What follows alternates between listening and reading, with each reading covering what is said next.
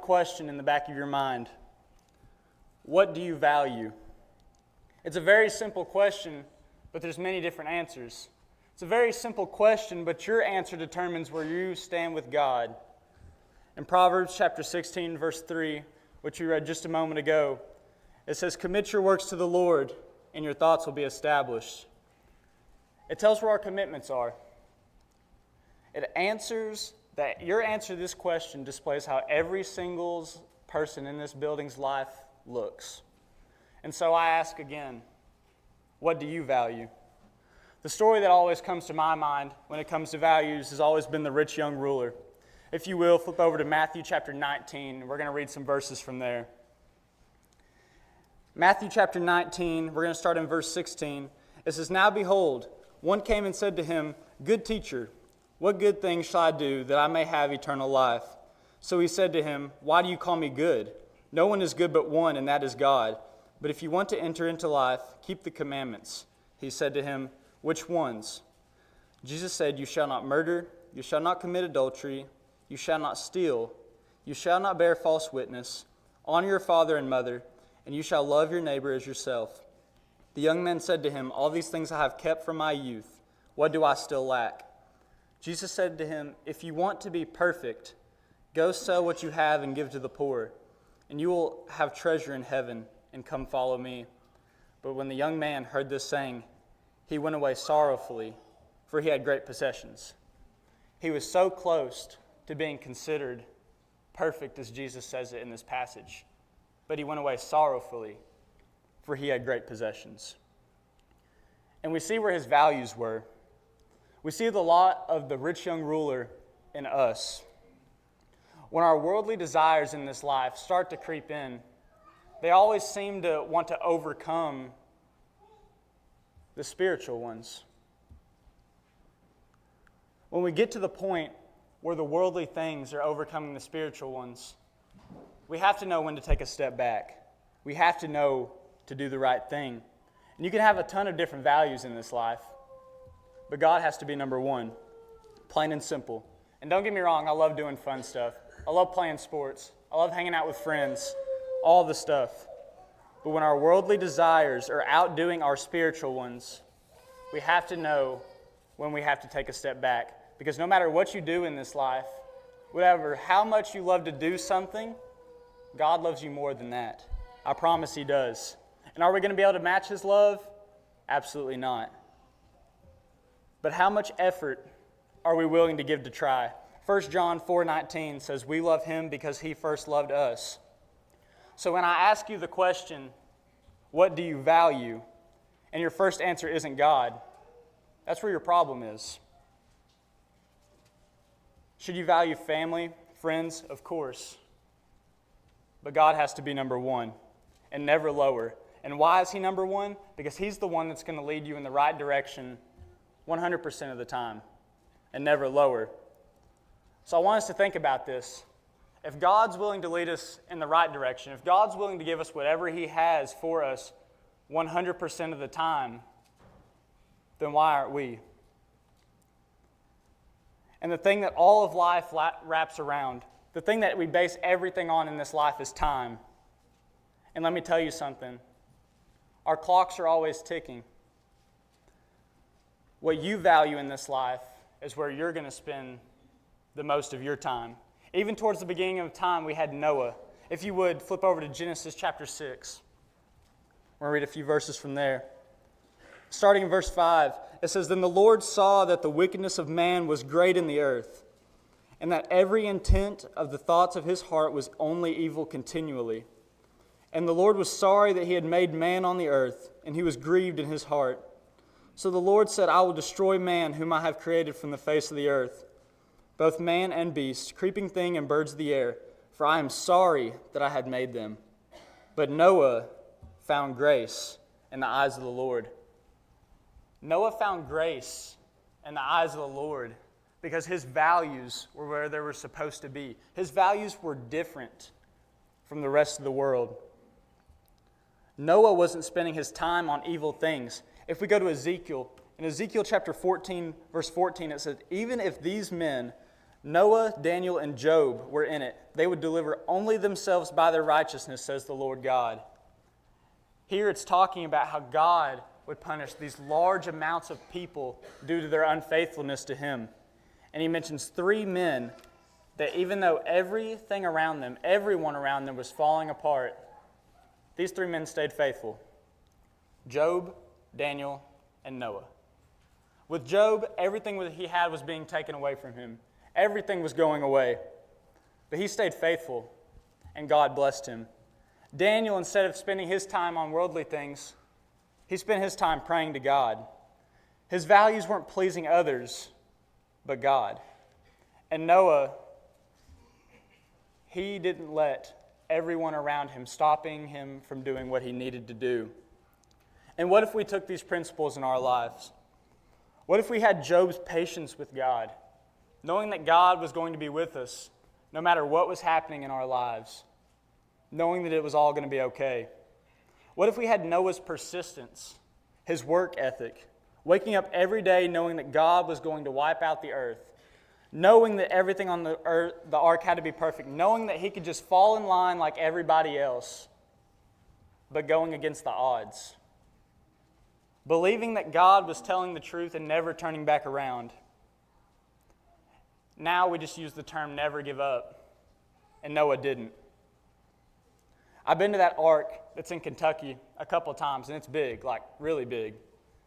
But the thing about it is, Noah didn't have all these machines, all these things that they used to build the one in Kentucky. He just used himself. He had hard work. He stayed faithful to God, even when it was hard. And finally, we have Daniel's mindset. He was one of those people that could say that he actually died for God. He was perfectly consistent to the point that he was despised for how good that he was. And that's a Jesus quality. And you could clearly see that in Daniel. I couldn't imagine being so good that people despised me for how good that I was. In this life, there comes a time where you have to stop and think about, am I doing the right things? And my answer to you would be, well, that's between you and God. But let me tell you this. If you don't take anything else away from tonight's lesson, I want you to take this. In life, what you don't decide to change is what you're choosing to do. If you're looking at your life and you're doing something wrong, you need to fix it. If you're doing something that God says that you shouldn't be doing, you need to fix it. If you aren't right with God, you need to fix it. Because in life, if you aren't choosing to be better, that's you being okay with being bad. And you can blame whoever you want. You can complain as much as you want, but you're the one choosing to do nothing about it. I want all of us to ask ourselves tonight, are we serious about changing? Because if you're truly serious about changing, then you're going to be able to find a way. But if not, all you're going to do is find an excuse. But what's going to change? Seriously, what's going to change? Because we can go year after year in saying that we're going to make that change. But we don't. We say that we're going to make that change, and yeah, we try sometimes, but we get busy. We give up because we get too tired. We say that we don't have the energy. But do we not spend almost every single day on social media filling our minds with things that we don't need? Do we not spend our days every single day with negative people? In this life, we go challenge after challenge. We make so many decisions. We have so many situations. We do all these things in life, hang around all these people, and we don't change anything about our lives. And we're expecting something to change whenever we aren't even doing anything to change ourselves. So let me ask you, what's going to change? Before these lessons, they always ask me for a title. For this lesson, I chose the greatest investment. And you may ask, well, what is this investment? We've talked about a lot of different things tonight. We talked about values. We talked about change. Let's go to Matthew chapter 16 and verse 26. For what does it profit a man if he gains the whole world but loses his own soul? It all adds up. You can invest every single worldly thing that you have in this life. But the greatest investment that you can make is to help your soul. You know how I said earlier that God has to be number one? And the reason He is because He's with you 100% of the time? Well, I 100% guarantee you that there's a really good reason that after we pass, the soul is the only thing we have left. For what does it profit a man if he gains the whole world but loses his own soul? And let me tell you, the answer to that question is absolutely nothing. So let me go back to the question. What do you value? There are so many different ways that you can spend your time. Why choose the wrong things? It all goes back to God wasn't being number one. The time you're spending in this life, is it helping your soul? A lot of the times is the excuse is, well, this is what I enjoy doing. These are the things that make me happy. But let me tell you something. I'm in the church doors every time the doors are open. But there's still been times in my life that as a Christian that I wasn't putting in my time for God. If we only go to church as our time for God, that's 4 hours a week. And don't get me wrong, we all have certain things in this life that just simply take up time. But 4 hours isn't a lot. I've been a Christian for a little over 2 years now. And I've had happiness in my journey with God. I've had sadness. I've had anxiety. I've had really bad anxiety. I've had anger. I've had a lot of different emotions. I've been so stressed out and anxious over worldly things that I'm almost getting no sleep. I'm not doing what I'm supposed to be doing. My goals aren't where they need to be. I've been so stressed out over worldly things that I'm so mentally drained. I am not functioning properly. I've been so anxious that I've lost a part of me because I can't act the way that I need to act. But you know what I did to fix all those things? I started to change things. I started to change certain aspects of my life. I started to get rid of a lot of things that I didn't need in my life because I knew that I had to. I started letting spiritual matters control what was going to make me happy. If you want true happiness, look to God. That's what I started doing, and it's helped me more than I could ever imagine. All the worries, all the negative people who were causing all this anxiety, causing all of this worry, I was getting rid of it. And it helped me more than I would ever know. And as I stand here tonight and ask myself, what caused me to change? What caused me to do this? What sparked? What did I start to value? I started valuing God. I started spending my time on Him. I started investing in my soul. Ephesians chapter 4, verses 22 through 24, it says that you put off, concerning your former conduct, the old man which grows corrupt according to the deceitful lusts, and being renewed in the spirit of your mind, and that you put on the new man which was created according to God in true righteousness and holiness.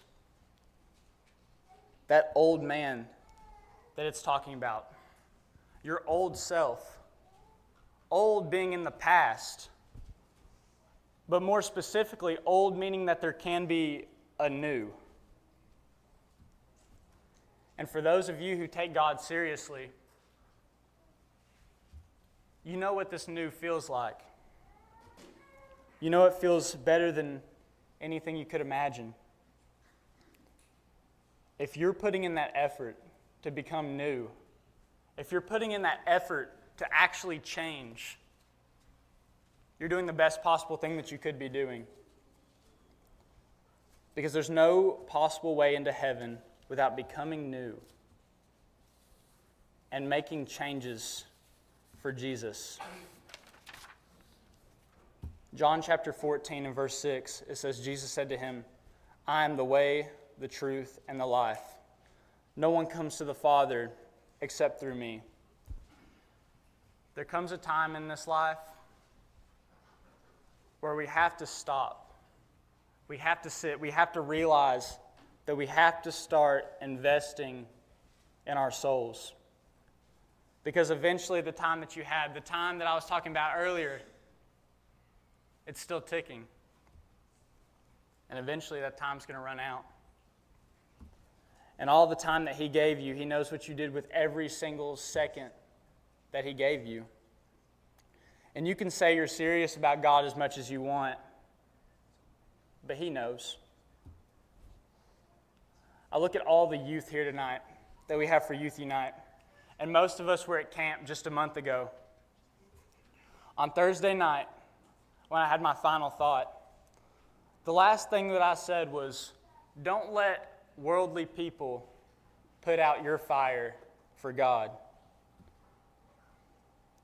Well, where are we at now? And this goes for all of us. Even for the youth. School's been out for a couple of weeks now. But you know where you're at. You know if your fire is out. And this goes for all of us. This fire, this passion that we have for God, this fire that's driving us for wanting to go to heaven. When someone makes you choose to change against God, that's how they put out your fire. Camp was just a month ago. But everyone's different at camp, aren't they? Everyone's different in different environments, aren't they? When we make that change against God, when we make that change for good like we do at camp, when we're in that good environment with all these people, when we're living our best life for God up there, we're the most positive people, why do we change back? When we're in our best environments, why do we change like we're in a bad environment? And let me tell you, the reason why we go back, the reason why we go back to that bad environment, state of mind, is because you decided to make a choice.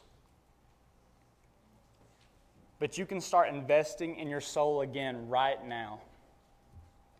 But first, you have to change.